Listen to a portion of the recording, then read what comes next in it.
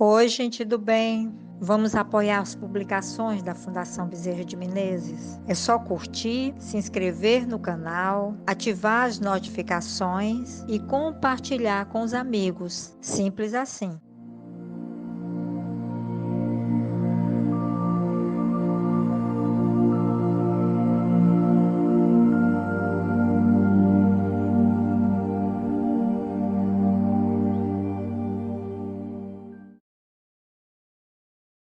Meus amigos, boa noite.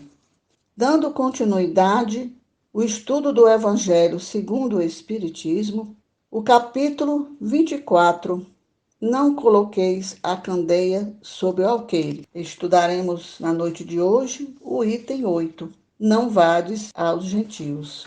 Jesus enviou seus 12 apóstolos depois de lhes ter dado as instruções seguintes: Não vades aos gentios, e não entreis nas cidades dos samaritanos, mas ide antes as ovelhas perdidas da casa de Israel. E nos lugares para onde fordes, pregai dizendo que o reino dos céus está próximo. Mateus, capítulo 10, versículos 5, 6 e 7.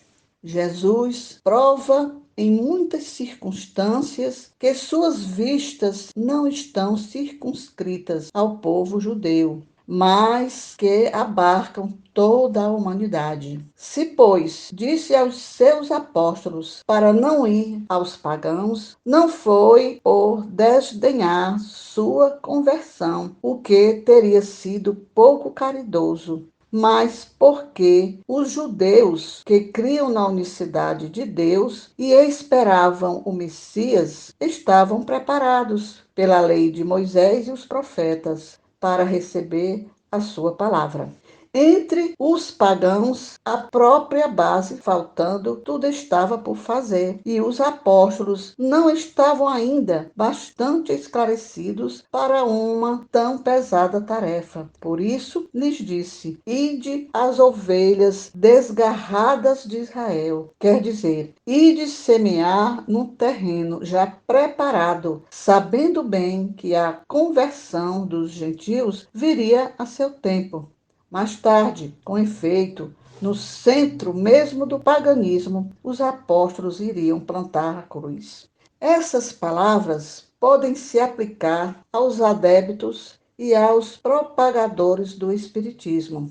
Os incrédulos sistemáticos, os escarnecedores obstinados, os adversários interessados são para eles o que eram os gentios para os apóstolos. A exemplo destes, procuram primeiro os prosélitos entre as pessoas de boa vontade, daqueles que desejam a luz, em quem se encontra um germe fecundo, e o número deles é grande, sem perder seu tempo com aqueles que se recusam ver e ouvir, e se obstinam tanto mais pelo orgulho quanto se parece ligar mais valor à sua conversão. Mas vale abrir os olhos a 100 cegos que desejam ver claramente do que a um único que se compraz na obscuridade, porque é aumentar o número dos que sustentam a causa em maior proporção. Deixar os outros tranquilos não é indiferença,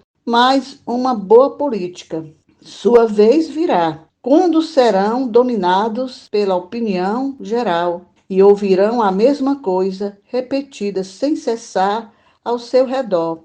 Então crerão aceitar a ideia voluntariamente e por si mesmos e não sob a pressão de um indivíduo.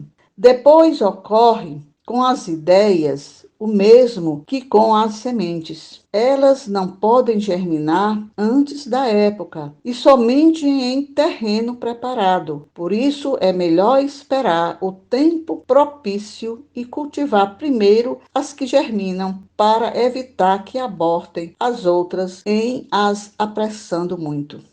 Ao tempo de Jesus, e em consequência das ideias restritas e materiais da época, tudo estava circunscrito e localizado. A casa de Israel era um pequeno povo, Os gentios eram pequenos povos circundantes. Hoje, as ideias se universalizam e se espiritualizam. A luz nova não é privilégio de nenhuma nação. Para ela, não existem mais barreiras. Tem seu foco por toda parte e todos os homens são irmãos. Mas também os gentios não são mais um povo, porém uma opinião que se encontram por toda parte e da qual a verdade triunfa pouco a pouco, como o cristianismo triunfou do paganismo.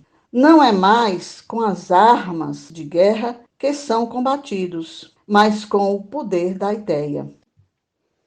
Bem, meus amigos, nós sabemos que o Evangelho do Cristo veio para toda a humanidade, mas Jesus tinha seus motivos para fazer essas recomendações aos seus apóstolos, para não ir aos gentios e nem nas cidades dos samaritanos. Era o fato deles não ter qualquer conhecimento a respeito da existência do Deus único e da missão do Messias que viria, que era o próprio Jesus. Aquele povo não estava preparado para receber seus ensinamentos. Era um povo politeísta que cultuava vários deuses. Seria uma tarefa árdua, porque os pagãos faltava a base. Estava tudo para ser feito e os apóstolos ainda estavam recebendo os esclarecimentos de Jesus.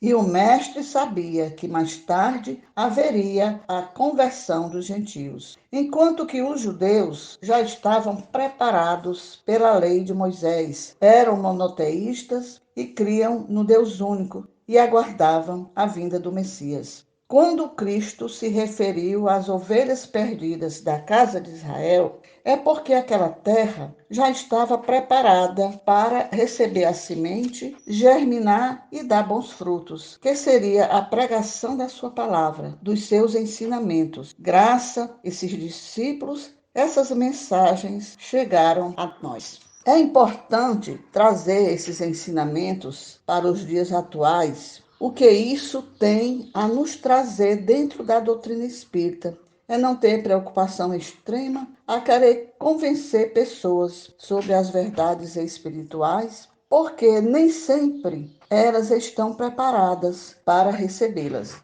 Não adianta querer convencer alguém que não acredita e nem tem interesse de saber sobre reencarnação, vida após a morte e a comunicabilidade com os espíritos. Mas não podemos nos excluir e nem temer a reprovação de alguém. Precisamos aceitar as convicções e a fé do outro. Estamos no processo de renovação. O nosso planeta passa para uma nova fase de progresso moral e espiritual, partindo para uma inclusão de todos. Quando haverá um só Deus, uma só crença, todos nos aceitando como irmãos e filhos do mesmo Pai, do Deus único.